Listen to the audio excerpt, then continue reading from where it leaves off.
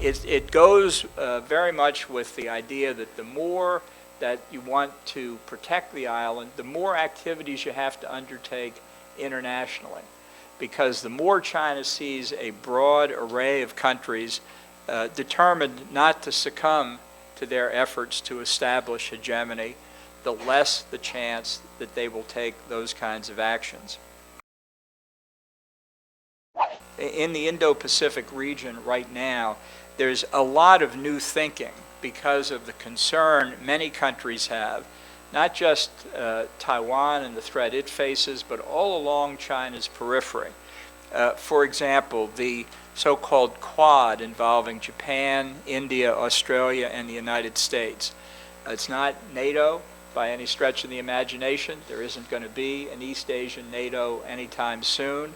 But there are steps that can be taken by countries that share a common concern about Chinese belligerence to guard against it and to convince the Chinese that any action they would take would be far more costly than what they could expect.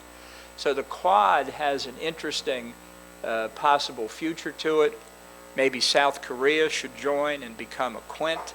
There are a lot of different things that could be done, a lot of cooperation that other countries, including Taiwan, could have with the Quad in areas military and non-military. This is all something that people here in Taiwan should be talking more about. It goes very much with the idea that the more that you want to protect the island, the more activities you have to undertake internationally. Because the more China sees a broad array of countries determined not to succumb to their efforts to establish hegemony, the less the chance that they will take those kinds of actions. But I think it's important to understand, since we've left the post-Cold War era, that things are moving very fast internationally. The geopolitical tectonic plates around the world are shifting, and they're moving at a pace that means that for Taiwan in particular, its pace of activity needs to keep up. And this should be a top priority both in Taipei and in Washington, with as many efforts as are now expended on strengthening the partnership. We all need to do more. Let's be clear. We've seen in trying to negotiate an end to the nuclear weapons programs of North Korea and Iran, trying to stop Russia and China from engaging in proliferation, trying to push back on terrorist groups in places like Afghanistan.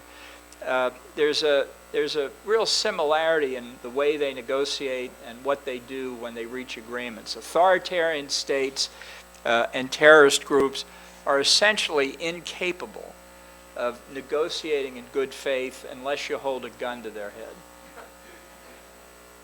And the minute you take the gun away, they renege on their commitments.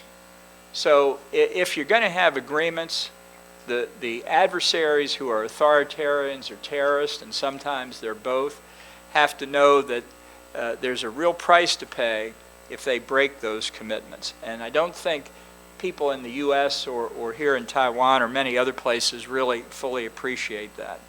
And I just want to close by reminding everybody what I said earlier. These were originally words of Defense Secretary Donald Rumsfeld, but I think they hold true across the board. Strength is not provocative. Weakness is provocative. And as Ronald Reagan used to put it, the best way to preserve peace is through strength. Nobody wants war.